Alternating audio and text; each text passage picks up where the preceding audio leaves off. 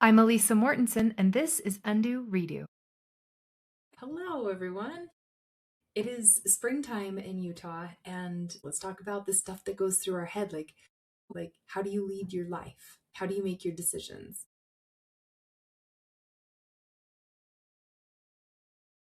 I know I've talked about failures in some of my most recent things and miracles, right? So if you haven't caught those, go back and listen because they're amazing. And if you never started at the beginning, go back to the beginning and listen. These are pretty short. You can finish many within an hour.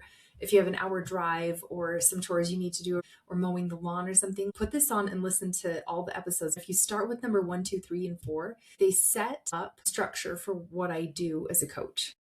Years ago, I still implement the same things because it's effective and it works. So go listen to 1 through 4 if you haven't in a while. It's a really good refresher. And if you've been following along, you know I've been talking about failures and miracles. Well, I decided to have a retreat this spring, and I had an interest list that was really long. I had a wait list and an interest list, and I hit up everyone.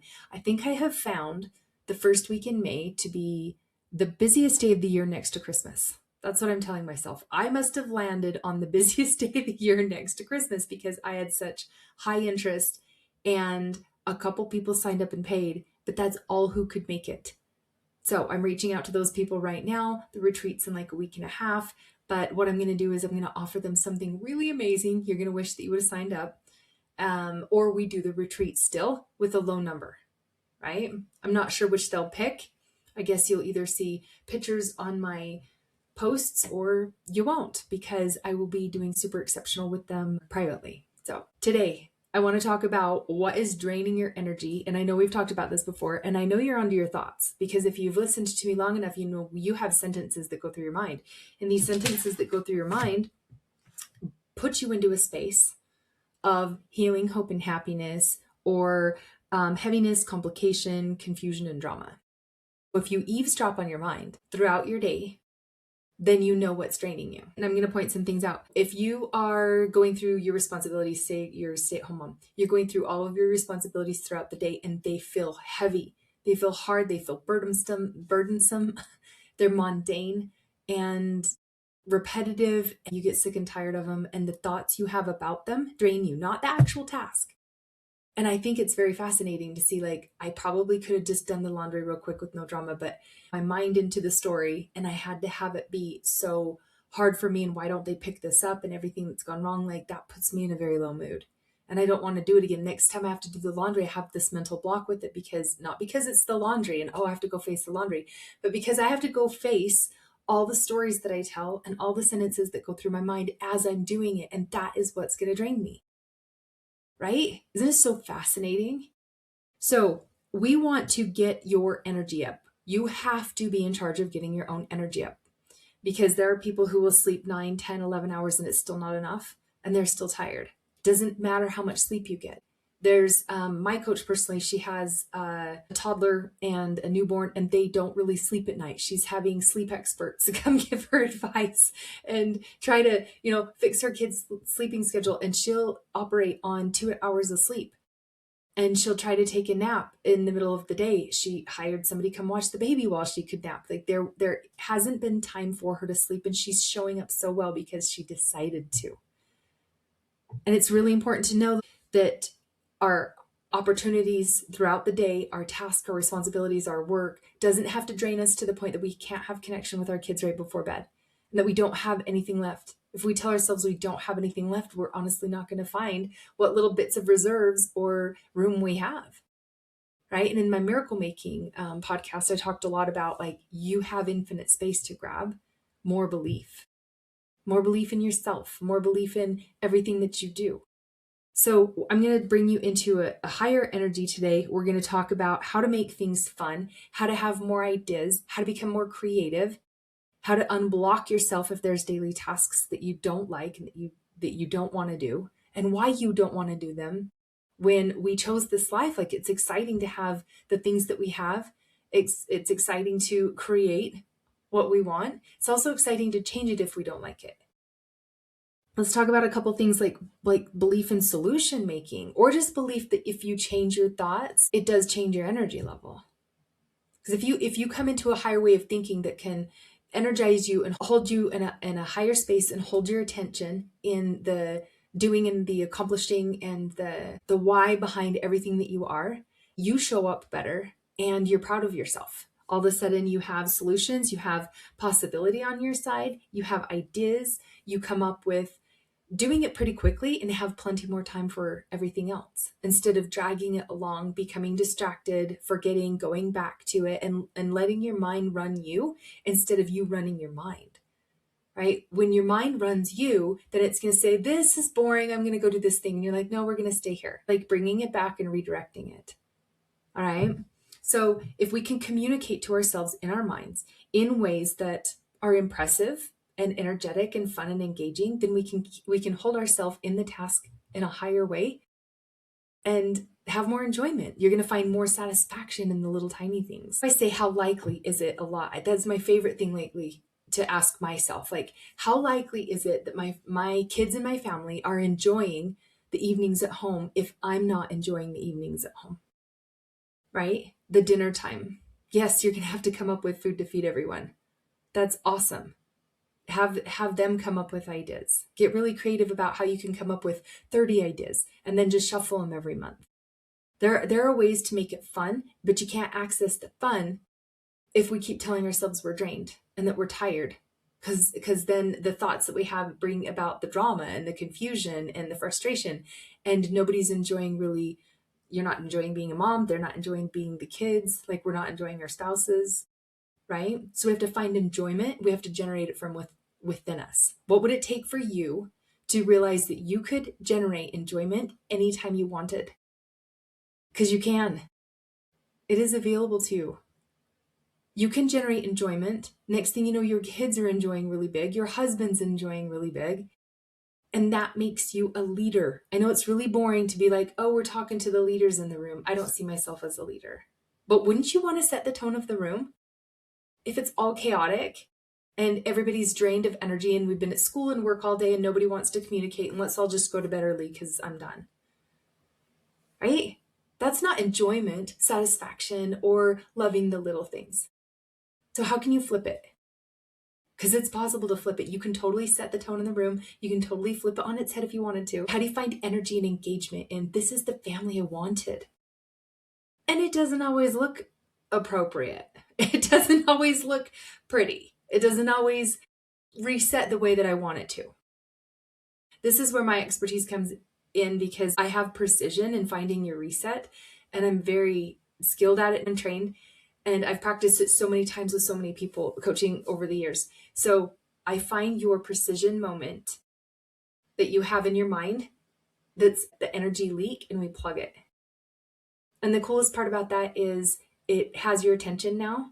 And so in the future moving forward, if you notice somebody else has low energy or is dipped down, you can help them. It puts you in creative mode instead of reactive mode. And from creation mode, it multiplies. But from reactive mode, it destroys, right? It divides. Creative mode unifies. So what kind of mode do you want your home to be in?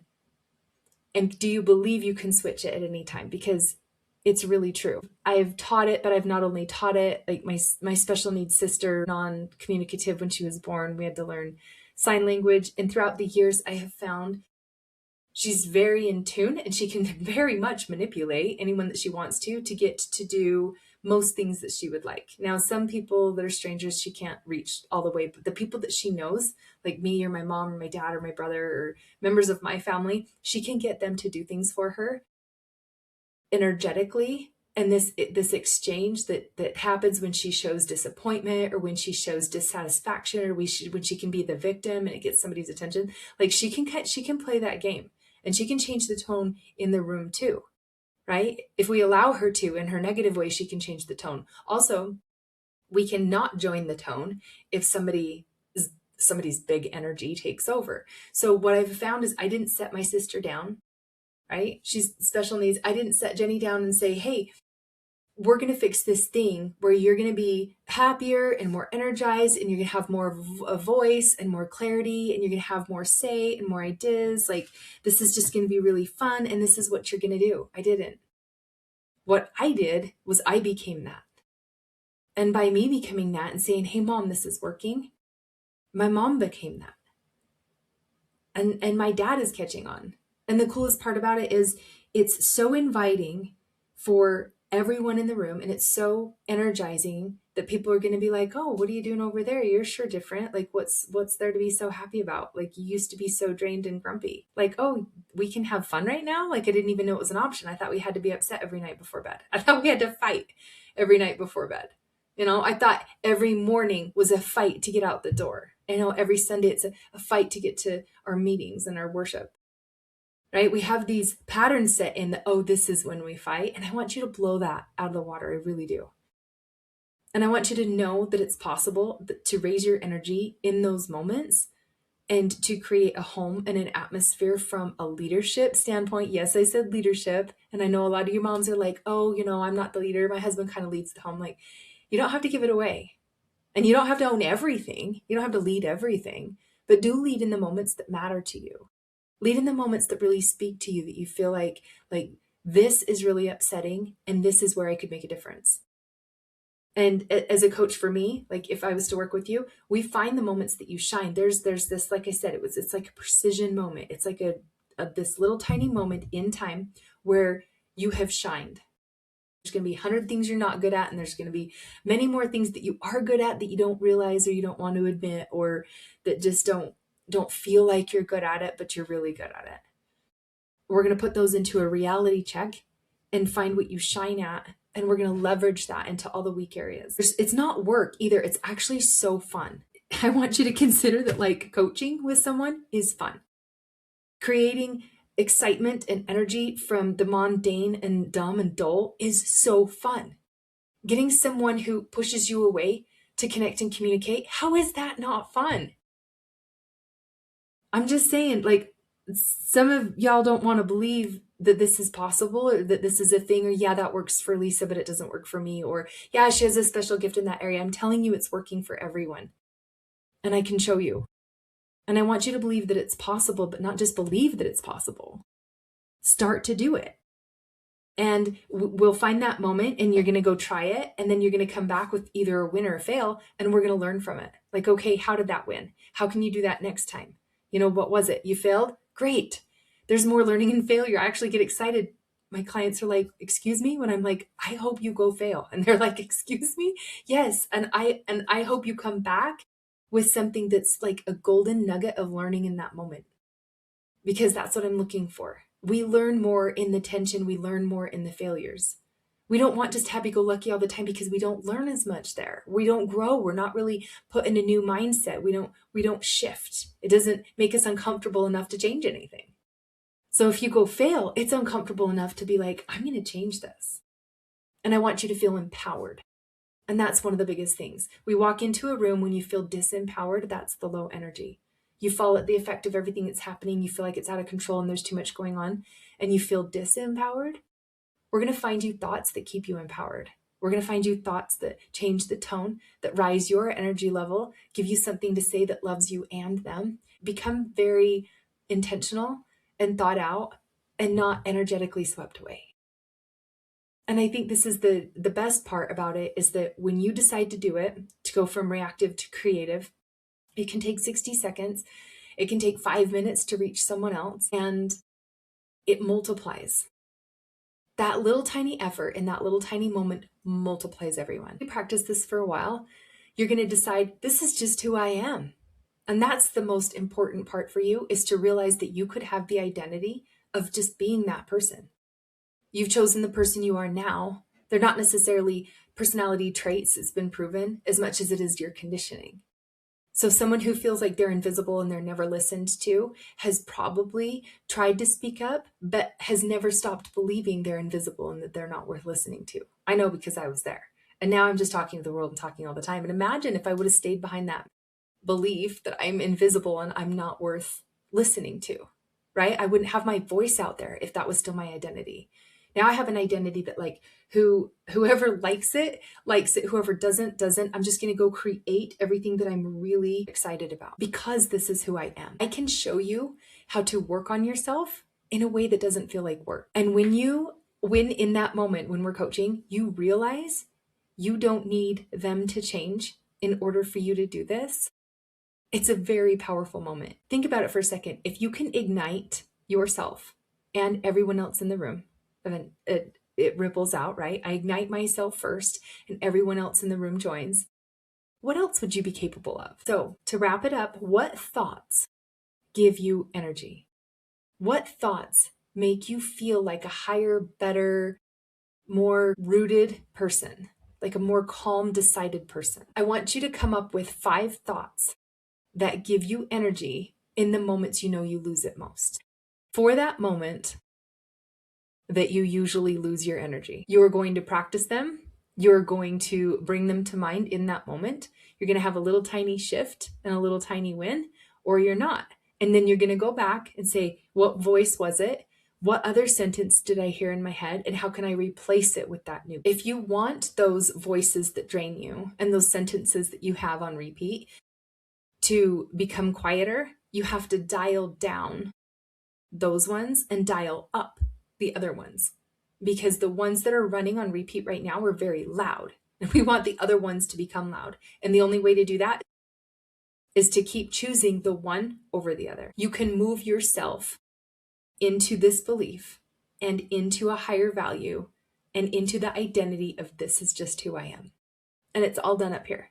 You can also move yourself into depletion, less energy, poor health, not paying attention to yourself or connecting with others, and division. Both is our choice at any given time. So find what excites you.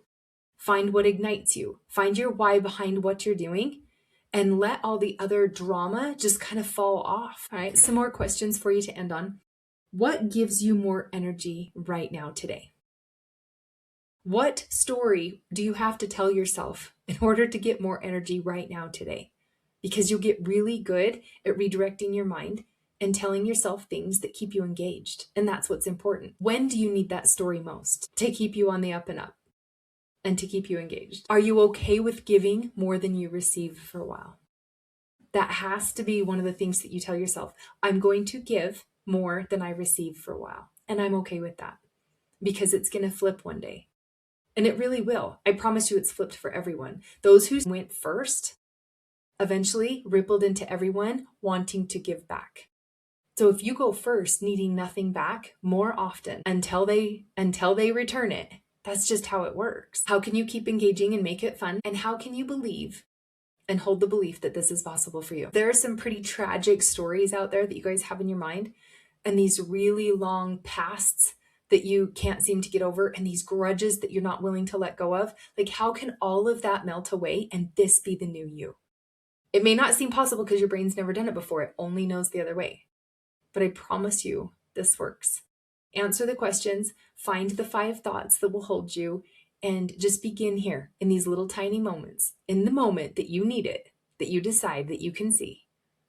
All right? And then get in touch with me. I want to hear back from you. I really do. And I want to help you along in your journey.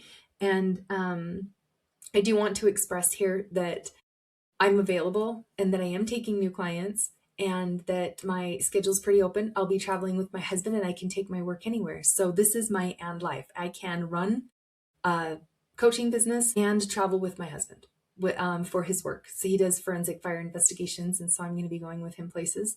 And this is how I'm going to do it. I'm going to quit thinking that I need to be home, set at my computer and have everything that I need. I know I can be mobile and I know I can do it. And I want you to believe in new things too. You know you can do this anytime, anywhere, any place. Your mind is with you and you get to decide at any moment how you want things to turn out. And if you want them to turn out better than they have been, then you lead. Leadership is just getting really good at quickly moving on from everything that everybody's doing that you don't want them to do, and finding really good solutions and coming up with high energy and getting everyone engaged and getting through it really well, and then doing it again and getting faster and faster and better at it. Let's go. Send this to whoever you thought of, and we will keep having heaven reach others through us because that's how it works. And I will talk to you again soon. Okay, bye.